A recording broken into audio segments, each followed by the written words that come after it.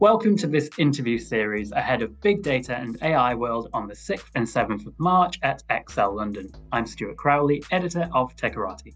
And today my guest is Monica Jones, Chief Data Officer at the University of Leeds.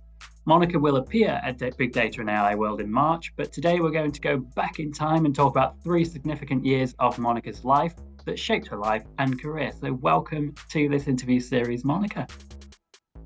Thanks very much, Stuart, and lovely to talk to you. And I'm looking forward to the conference in March. Likewise, a fellow Northerner. Love talking to a fellow Northerner. Alrighty then. So, Monica, what have you chosen as your first significant year? Yes, so going back in time, the first year I've chosen is 1987. And why is that significant for you? My first career was as a British Army officer. So I did my degree and then teacher training at the University of Sheffield, and Stuart and I have just been chatting about that. And then I decided that, I didn't really want to be teaching in schools for the rest of my life, and discovered that you could actually be a teacher in the British Army. So I thought, oh, that sounds good, for a few years. So I applied, and at the time, there weren't that many women who were in the British Army, but we all still had to go through the same basic training at the Royal Military Academy Sandhurst, which a number of you will have heard of, and I call it the undisputed best leadership academy in the world, and I think only the Americans would argue about that, but it was an amazing experience. I think there were 10,000 applicants for 44 places, and I got one of them. So that was basically from September in 1987 through till April, so about 7 months, really learning about everything that you need to do to be in the British Army, but also learning about leadership, learning about how to work together, what are the best things to work on. And then I did the army version of teacher training after that at the Beaconsfield. So that just gave me an amazing bedrock. And in fact, last year we celebrated our 35 years, and we had a reunion of all of us who met up. Sadly, a couple are still not with us, but it was just the people that you meet when you go through such an intense experience like that. Are friends for life. They're more than just colleagues. There's something about that shared experience that you've all been through, and taking the rough with the smooth. But so that was definitely 1987 was definitely a really good year. I mean, I thoroughly enjoyed it, and I don't think everybody enjoyed it perhaps as much as I did, but I really embraced it, and I've got very fond memories of my time at Sandhurst. So yeah, that's why I chose that year, Stuart. What were you teaching as part of the British Army?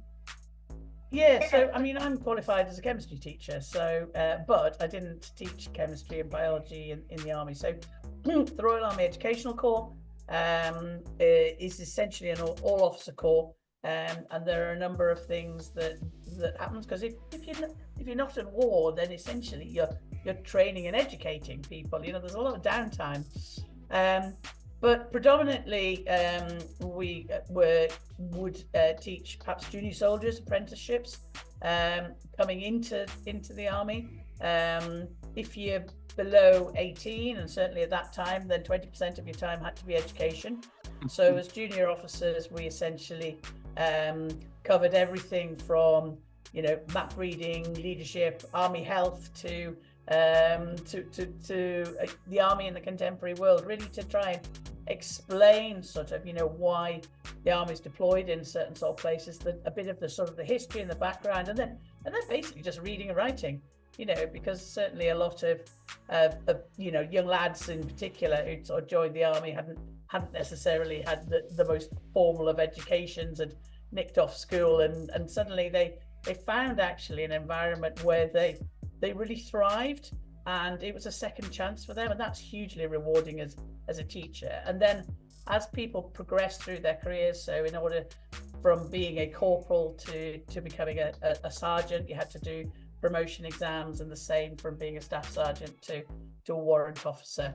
And that's the sort of the bread and butter. So it would be officers like me who would help them through those exams, advanced English, maths, advanced sort of history, and once again, leadership and management to take on those managerial responsibilities.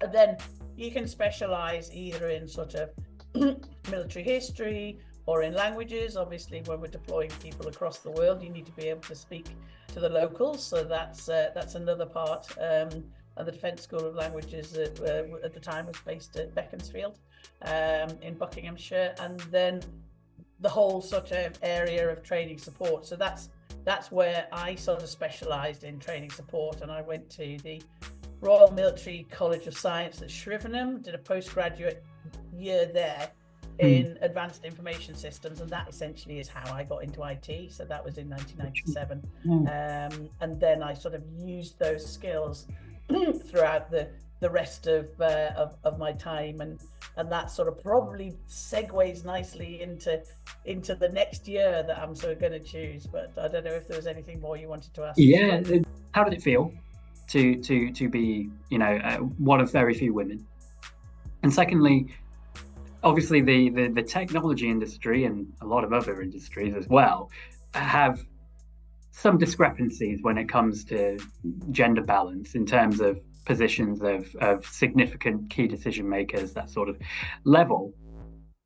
So how did it feel? And secondly, are there any parallels, anything that you kind of notice or feel the same in the technology industry? Yeah, I mean, I suppose it was about 10% of women when I joined, so that means 90% men. And at the time, we all had to join the Women's Royal Army Corps. So although I was permanently employed as an educator, I was still within the WRC. Over time, that changed, and in 1992, essentially the women-only corps were disbanded, and we became employed along with our male contemporaries. So that was much better. For me, as both an officer and as an educator, I was always treated as an equal, but that certainly wasn't the experience of a lot of my friends and colleagues. Mm-hmm. But I always say you can't change a system from the outside, you have to change it from within. So I think as a pioneer of sort of, women's rights and every opportunity, then I feel that's something that I've always sort of embraced, and it's something I feel very, very passionate about, and actually looking at the positive sort of side of things. And now every single trade in the armed forces is open to women, so there's in complete equality, which it was unheard of when I joined. I mean, we didn't even get equal pay when I joined, for some bizarre reason, we weren't considered to be, worth paying the same as the men. But there we go. I'll let that one go. And I think there are a lot of parallels. I've been involved in a lot of sort of women's network as a founder member of the British Computer Society, BCS Women Group.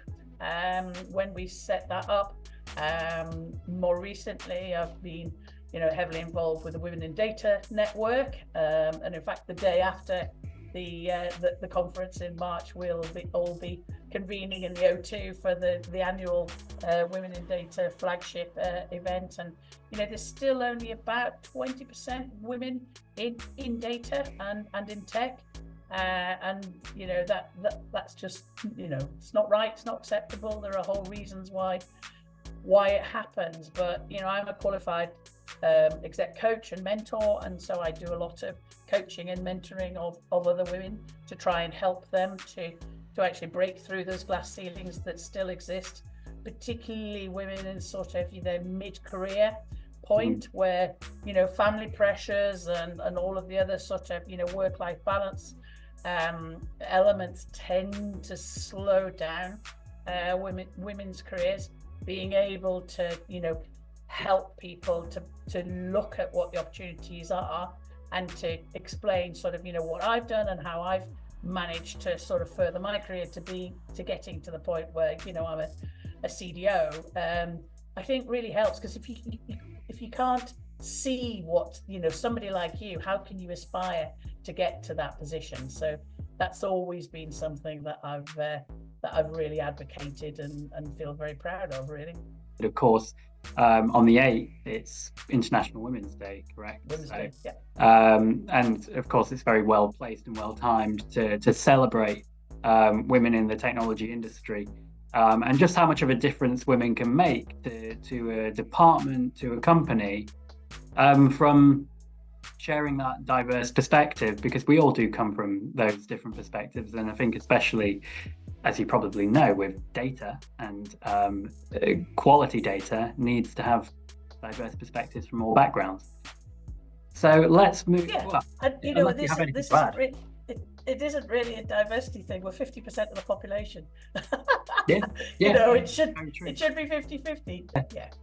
Well, out of interest, with that word of diversity, what would be would equity be a better word, or how should we form this conversation? Particularly it's about equity. It's about equal access. It's actually about having your voice heard. It's about sort of, and there's a huge amount sort of happened, particularly over the last year and two, around sort of artificial intelligence. But essentially, you still got to have good data, and there are a huge number of biases in existing historical data. If you're teaching, large language models that are based on historical data, they'll essentially amplify the poor quality and the disparity and the inequalities within those data. So actually, it's even more important to actually sort of improve, the coverage and write those amplified through AI. Good data gets amplified through AI. So, but it's really, really important. And I don't think a lot of people sort of understand that actually it's still based on, historical data. To create these machine learning and algorithms and models, you've got to train them on something. So you're training them on bad data, they're just going to, sort of make matters worse. Yeah. Let's move on to the second year. Yeah. So moving swiftly on, popped in my little time machine. I'm now landing in 2004. So this was the point where I sort of started my second career. So I officially retired from the army, age 38, and I decided that I wanted to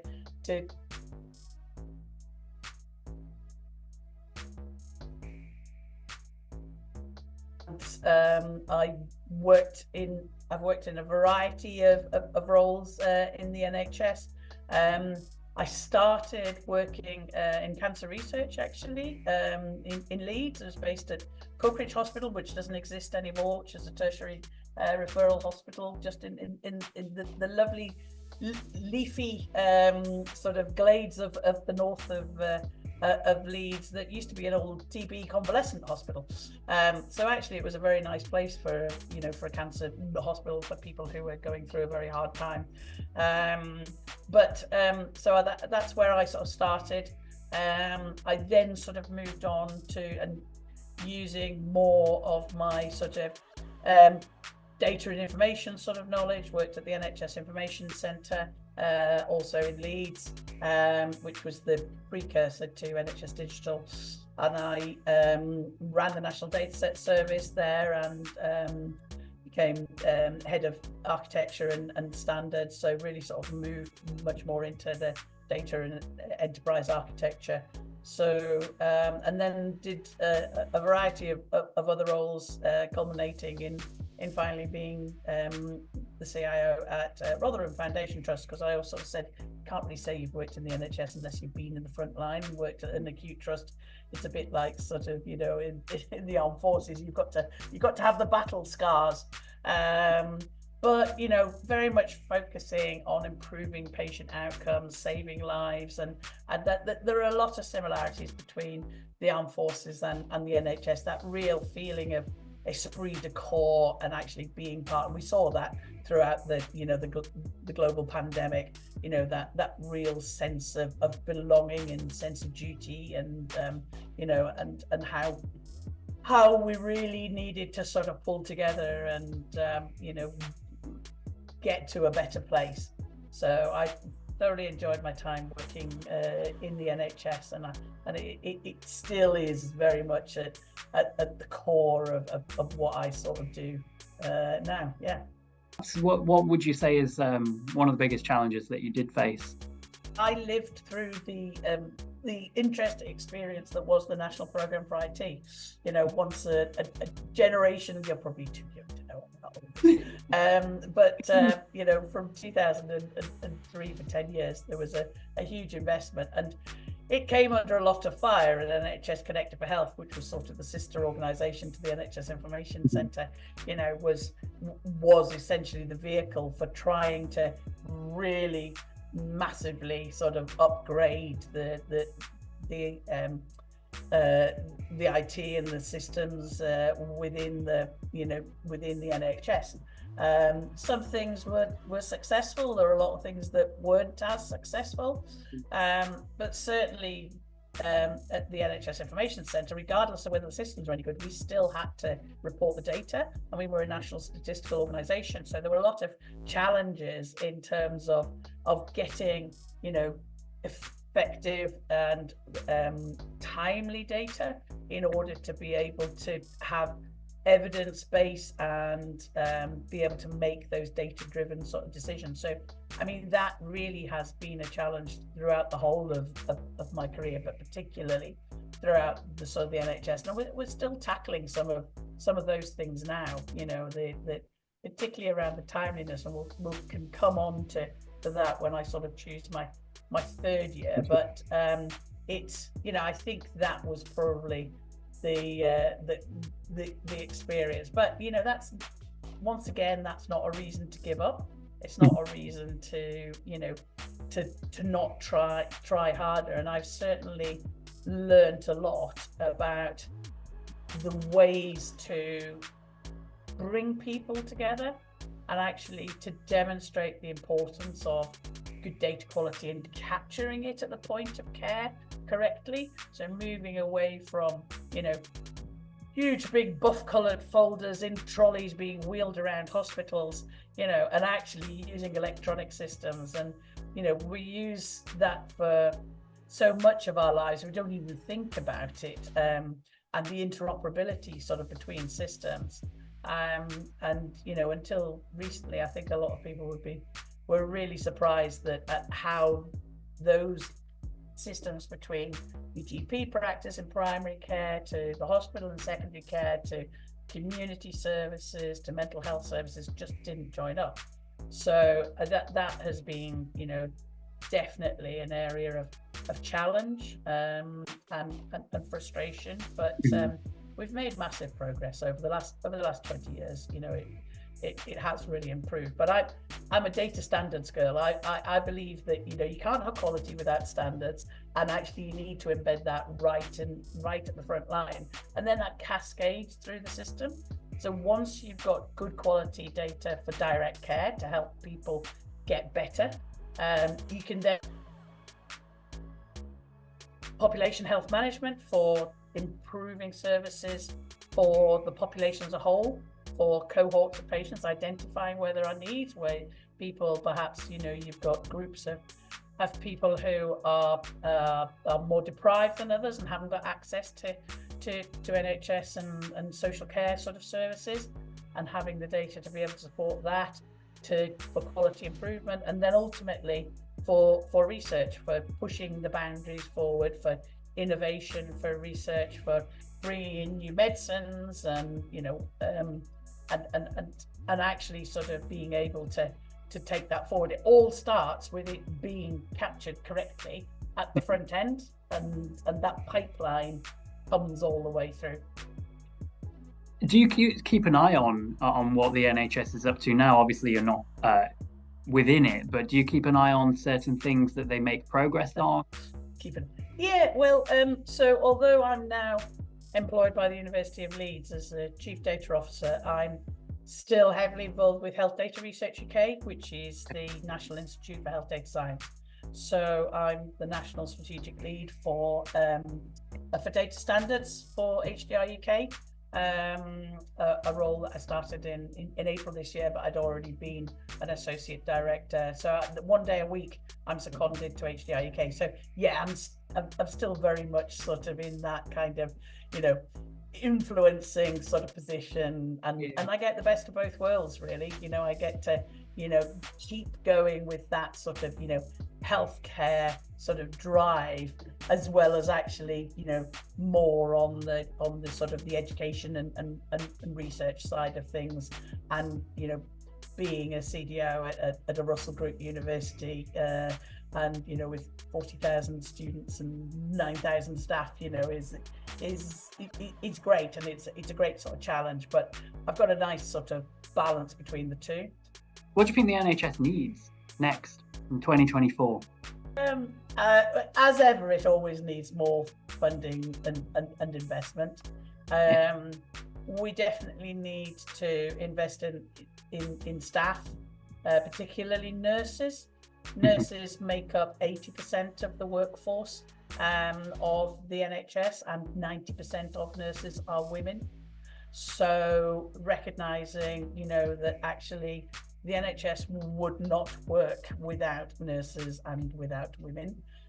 Taking away the nursing bursary and apprenticeships was I was about to say criminal act, was a very unwise thing to do, because essentially now, if people who are wanting to come into nursing can't afford to do it, then you're just not going to get your workforce coming through. So it's just, you've really got to invest in the education. You've got to pay for your core services. You've got to invest in your people. When I was at Rotherham, there were, and it was predominantly women, there were 3 generations of nurses working at the hospital. The grandmother, the mother, and the daughter were all working there. And I've never come across so many people who've done 30 years, 40 years service in the NHS. I mean, that is a lifetime commitment. And that kind of investment and that kind of, ability to see it through, that's what we've got to acknowledge, and we've got to pay for that, and we've got to invest in it. So that is what we need to do to, it's not about the tech, it's not about, all of the, sort of whistles and bells. It is actually really investing in our workforce. Obviously, we need all of that infrastructure stuff, and we need big data and all of that kind of stuff, but it's the people that makes it work. Let's kind of hop in the time machine and go to your final year. My final year is 2019, so that's essentially when I moved from working for the NHS to the university. My third career, as I call it, where the expectation was sort of travel the world, speaking at international conferences, writing papers and books, and live the dream. As it is, then we got hit by a global pandemic, and so at the time I was Chief Data Officer for the HDI UK Hub for Cancer, and for and HDI UK North, but employed by the University of Leeds. So we very rapidly recognised that there was a massive impact of COVID-19 on cancer services. We saw a drop of 70% of 2-week wait referrals for people for cancer from GP practices to hospital, and that's the critical point. If you suspected of cancer, you've got to get it early, because the later you present, then the worse the outcomes are. We also saw a 40% drop off in terms of attendances for chemotherapy, radiotherapy, and the services, which is sort of like the health of the system. So we rapidly did some analysis using some large data sets. I'm actually just about to publish an article through NHS England around sort of the use of clinical terminologies and SNOMED and the importance of data standards in this. And I've published a number of papers over the last 4 years. I've got about 6 academic papers and written a couple of chapters of a book. That's what I did during lockdown, rather than making banana bread. So it's and essentially we demonstrated to the 4 chief medical officers across the 4 nations of the UK that actually the priority for starting services in terms of the recovery plan, and Simon Stevens was the chief executive of NHS England at the time, had to be cancer services, and our message got through. And I'm very pleased to say that that actually did have an impact, because our modelling showed that there was going to be the potential of excess deaths between 7 and 17,000 per annum during the first year of people who were either had cancer or wouldn't be diagnosed as cancer, and that's that really is a huge loss of life. So we're working on the analytics to prove that was the case, and frankly it is. So I did that, and then working at the university, I started to make a bit of a noise about what was happening about sort of data governance and data management, and why didn't this work. And then I was sort of hoisted by my own petard, really. I was sort of approached to see if I wanted to be the chief data officer for the university, and so the rest is history, really. So I said, well, I'll only do it if I can have 3 things. I'm old enough to be demanding, really. So the first one was we had to have a data strategy. Second was that it needed to be somebody's day job to do this, to implement the data strategy. So that's I needed a central data services team, and I needed a slice of the digital enablement money, the 76 million that had been set aside by the University Council for 5 years for digital transformation. I wanted a decent slice of that to do a proper data transformation program. So they said, yes, you can do that one. Okay, all right then, I'll do it. So we have a strategy. I have a central data services team with 2 years into a 3-year program of work to improve data transformation at the University of Leeds, and it's very much an exemplar of best practice and how to do it. So that's something I'm very proud of. And based on that data strategy, what did you want that data strategy to look like, and what did you want to achieve from that data strategy? Well, it's got to be very clear and concise. I have a personal rule: don't write a document any longer than 10 pages, because nobody will read it. So I wanted it to be within the context of our overall sort of overarching sort of tenure university strategy, for it to align alongside our research strategy, our sort of teaching and education. It had to describe essentially where we were and where we needed to get to, what good looked like. And as part of the strategy, I created a 3-year sort of roadmap that shows the stages that we needed to go through, about building up the foundations, the technology, but also then the culture of having a proper data governance operating model, but then actually focusing on sort of 5 areas around sort of identification of data, provision, storage, processing, and taking us through each of those, but actually making it really clear what the steps are in order to improve things, taking away all the mumbo jumbo and actually making it real and saying, right, these are the 10 things that we are going to do over the next few years that will get us to a good place. And I've got a cheesy strapline that basically says we'll turn data from being a burden into an asset, and that it encompasses a whole host of things, but that's exactly what it is. It does what it says on the tin. Instead of a whole load of spreadsheets and stuff all over the place, have a proper central data repository, a proper data integration platform, get the data flowing, improve the quality, and the world is your oyster. It then becomes an asset, not only for us to use, but also to be able to bring people to Leeds, to work collaboratively with us, whether that's on research projects, whether that's industry innovation, whether that's, sort of working together. And then building, as we said at the beginning, Stuart, those good data foundations that then allows us to do all the super whizzy innovative AI and machine learning stuff, but actually knowing that you've got the confidence that your data actually tells you the truth. So yeah, that's it, and deliver benefits so people can see real tangible benefit that improves the way that they work. So yeah, that's it. You put a bit of Ron's seal on that data strategy. Absolutely. Yeah. Well, it's publicly available at data.leeds.ac.uk. It's out there for the world to see. So hopefully your listeners will have a little read of that, and it sets out in a very clear and concise way what a data strategy should be, how to get there, and what the benefits are. I feel like that's a quite nice way to package up your time and career, is this data strategy that should hopefully do some great things in future for Leeds University and beyond.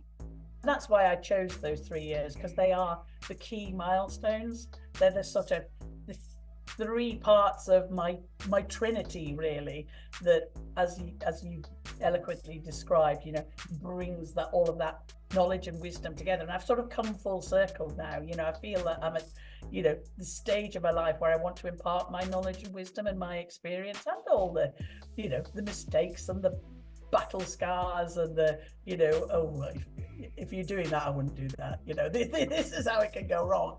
But actually that experience, that knowledge, and at times that wisdom, and be able to pass that on to the next generation and to help other people. As I said, I do a lot of coaching and mentoring, and the feedback I get is that people can actually see that that the way ahead, and it helps them to help themselves, really. So the natural teacher in me just comes through then at that point. Well, and the perfect kind of wrap up to all this is that the imparting of knowledge that you want to do is kind of partly what you're going to be doing at Big Data and AI World on the 6th and 7th of March at Excel London. It's full circle again.